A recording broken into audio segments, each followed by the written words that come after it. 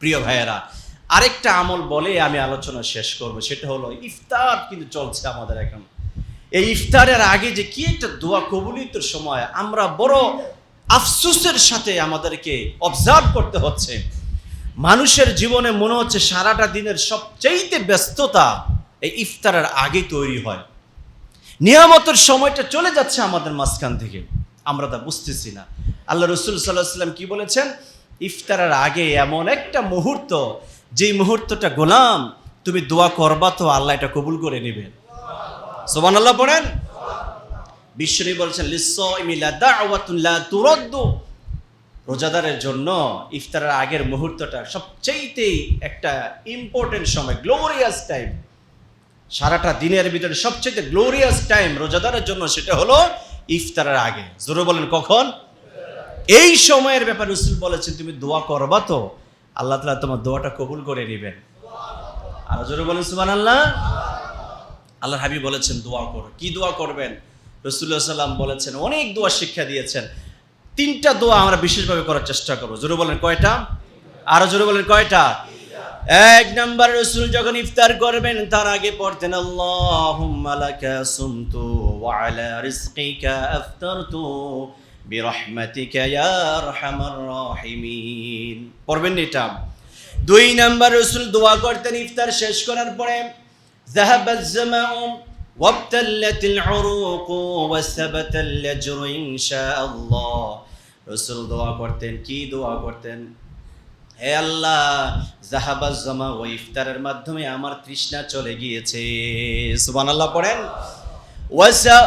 যাহাবাজ জামা ওয়াবতাল্লাতিল উরুকু, শরীরের শিরা উপশিরাগুলি নতুন করে জীবন পেয়েছে। ওয়াসাবাতাল আজরু ইনশাআল্লাহ, আশা করি আমাদের সব প্রতিদান আপনি আমাদের দিয়েছেন। রোজা রেখেছেন, ইফতার করেছেন, দোয়া করলেন, আল্লাহ আপনাকে প্রতিদান দিয়েছেন এই দোয়ার মাধ্যমে। সুবহানাল্লাহ পড়েন। তারপরে আবার রাসূল দোয়া করতেন 3 নম্বরে দোয়া, আল্লাহর হাবিব দোয়া করতেন আল্লাহুম্মা ইন্নী আসআলুকা বিরহমাতিকাল্লাযী ওয়াসিআত কুল্লা শাইইন আন তুগফিরা লাহুম। হে আল্লাহ, আপনার কাছে এমন সময় দোয়া করছি, প্রার্থনা করছি যে সময় গোটা জগতের সব মানুষেরা আপনার কাছে দয়া মায়া চায়। সুবহানাল্লাহ পড়েন। আয় আল্লাহ, আমি আপনার দয়ার মায়া চাই, এমনি করে দয়া মায়া চাই, সেটা হলো আপনার দয়া দেখান, আমার জীবনের সব ধরনের গুনাহ আপনি ক্ষমা করে দেন। সুবহানাল্লাহ পড়েন। রোজার মাধ্যমে গুনাহ মুক্ত আমরা হতে চাই, ইনশাআল্লাহ পড়েন। আর জোরে বলেন ইনশাআল্লাহ।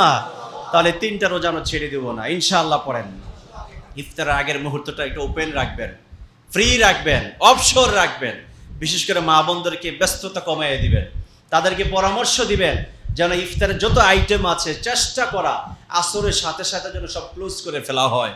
আপনি নিজে সবাইকে নিয়ে ডাইনিং টেবিলে অথবা সমতল জায়গায় সুফরা বিছান, দস্তরখান বিছান, বিছিয়ে পরিবার সবাইকে নিয়ে বসেন। পৃথিবীর সবচেয়ে বড় আনন্দঘন সময় রোজাদারের জন্য পৃথিবীতে, সেটা হলো ইফতারের মুহূর্ত। সুবহানাল্লাহ পড়েন। এটা আমার কথা না, নবীজির কথা। জোরে বলেন কার কথা? আল্লাহর নবী বলেছেন রোজাদারের জন্য ফরহাতান, 2টা খুশি রয়েছে, ফরহাতুন ইনদা ফিত্রিহি ওয়া ফরহাতুন ইনদা লিকাই রাব্বি। রোজাদারের জন্য 2টা আনন্দ আর খুশি রয়েছে। একটা খুশি হলো যখন রোজাদার তার রোজাটা ভাঙে। আপনি চিন্তা করে দেখেন কত আইটেমের রোজা আপনি নিয়ে বসেন, সবাই একসাথে বসে। আমার মনে হয় একটা কমন আইটেম গোটা পৃথিবীতে না, বিশেষ করে বাংলাদেশের সবার ঘরে ঘরে একটা আইটেম সেটা থাকে, সেটা হলো ছোলা বুট আর শরবত। কি বলেন, ঠিক না? তারপর খেজুরের আইটেম, এগুলো ম্যাক্সিমাম ঘরে কিন্তু থাকে। কি ধনী আর গরিব সবাই কিন্তু এই আইটেমগুলি দিয়ে ইফতার করে থাকেন। এমন একটা আনন্দঘন সময়, যে সময় বসে আপনি যদি ঠিক মতো আল্লাহর কাছে চাইতে পারেন, কেমন চাওয়া, আপনার কাছে বৈধ খাবার, সামনে বৈধ খাবার, হালাল খাবার, আপনি সব রেডি, খাইতে পারবেন, কেউ আপনাকে বাধা দেওয়ার ক্ষমতা রাখে না, কিন্তু আপনি খাচ্ছেন না। আওয়াজ দিয়ে বলবেন কার ভয়ে? বলেন কার ভয়ে? আপনি আল্লাহর ভয়ে পানি খাচ্ছেন না, শরবত খাচ্ছেন না, আপনি খেজুর খাচ্ছেন না, ছোলা বুট খাচ্ছেন না, ফল ফ্রুটস মুখে দিচ্ছেন না, আল্লাহর ভয়ে। আল্লাহকে আরশে আজিমে ঘুমান না দেখেন? জোরে বলেন ঘুমান না দেখেন? তাহলে এই সময়টা আল্লাহ সরাসরি লাইভ বান্দার সকল কর্মকাণ্ড দেখেন। সুতরাং এই সময়টা হাত তুললে আল্লাহ নিজে ডেকে ডেকে আপনার দোয়া কবুল করে নেবেন।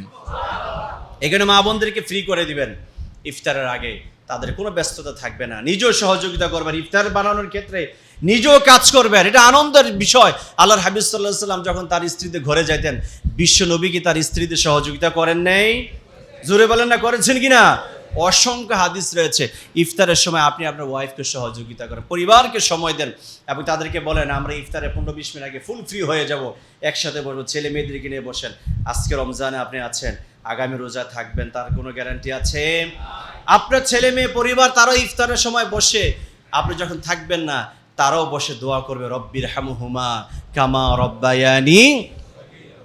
দেশে নেয় আপনার ছেলে গত বছর ছেলেরই নিয়ে ইফতার করেছেন, এমনও কথা আমার সাথে শেয়ার করেছেন।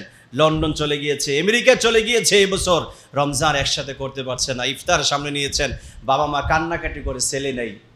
এরপরে থেকে তার ইফতারের আইটেম, যে রেগুলার যে আইটেম ছেলে কিনে খাইতেন, এইগুলোর এখন খায় না, চোখ দিয়ে পানি আসে সন্তানের জন্য। আপনি যখন থাকবেন না পৃথিবীতে, আপনার সন্তান আপনার জন্য এই ইফতারের সময় বসে কাঁদবে কিনা, জোরে বলেন? আর ওই যে চোখের পানিটা, এটা আল্লাহ তাআলা সরাসরি কবুল করে নেবেন, তার কারণ আল্লাহ লাইভ অবজার্ভ করছেন যে আমার বান্দা বান্দিরা, আমার গোলামেরা বৈধ খাবারগুলি সামনে নিয়ে বসে রয়েছে, তারা খাচ্ছে না, আমাকে ভয় করে। সুবহানাল্লাহ পড়েন। আল্লাহ তাআলা কবুল করে, সবাই পড়ি আমিন। এটা হলো দুনিয়ার একটি খুশি, আর রোজাদারের পারলৌকিক খুশি আনন্দ রয়েছে, লিকাই রাব্বিহি, আল্লাহর দিদার পাবেন। আল্লাহ কবুল করে, সবাই পড়ি আমিন।